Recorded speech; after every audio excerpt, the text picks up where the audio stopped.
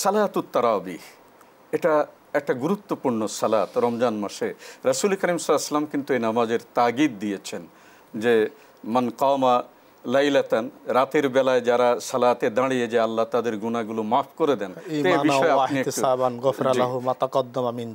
এই বিষয়ে আপনি একটু আলোকপাত করুন। জি, বিজ্ঞ উপস্থাপক, আপনাকে ধন্যবাদ। আসলে আমি শুনছিলাম যে আমাদের প্রবীণ আলেমে দ্বীন উস্তাজুল আসাতিজা, হাজার ও হাফেজের ওস্তাজ, আমাদের সকলের মাথার তাজ আল্লামা শায়খ লুৎফর রহমান হাফেজাহুল্লাহ চমৎকার করে বলছিলেন যে তারাবির নামাজ কিয়ামুল লাইলের নিয়ে কথা বলছিলেন।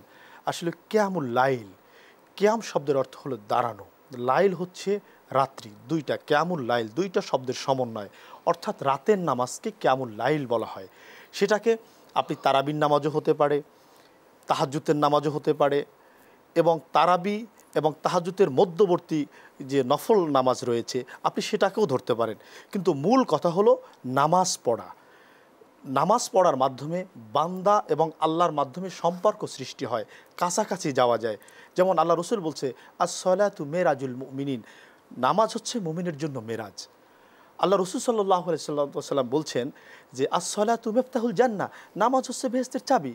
তো আমরা যত বেশি নামাজ পড়ব তত, এবং নফল এবাদতের মধ্যে সর্বশ্রেষ্ঠ সর্বোত্তম এবাদত হচ্ছে নামাজ পড়া।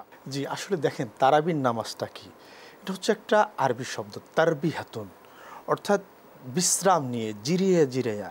যেমন আমরা যেইভাবে তারাবির নামাজ পড়ি বা আমাদের দেশে যেভাবে প্রচলন রয়েছে যে আমরা 2 রাকাত পড়ি, এরপরে আবার একটু বসি, আবার 4 রাকাত পড়ার পরে আমরা একটু দোয়া দুরুদ পড়ি, সানা পড়ি, আল্লাহর কাছে কায়মনোবাক্যে আপনার দোয়া করি, ফরিয়াদ করি।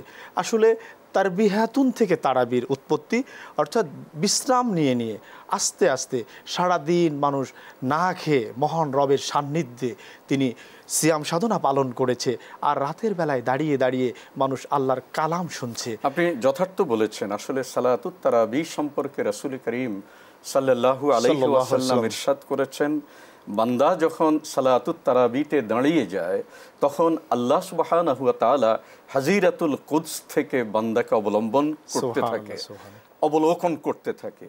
আর আল্লাহর দৃষ্টি যেই বান্দার উপরে ওই অবস্থায় পতিত হয়, লাম তামসাসহুন নার আবাদা, ওই বান্দা জাহান্নামের জন্য হারাম, জাহান্নাম কখনো তাকে স্পর্শ করবে না।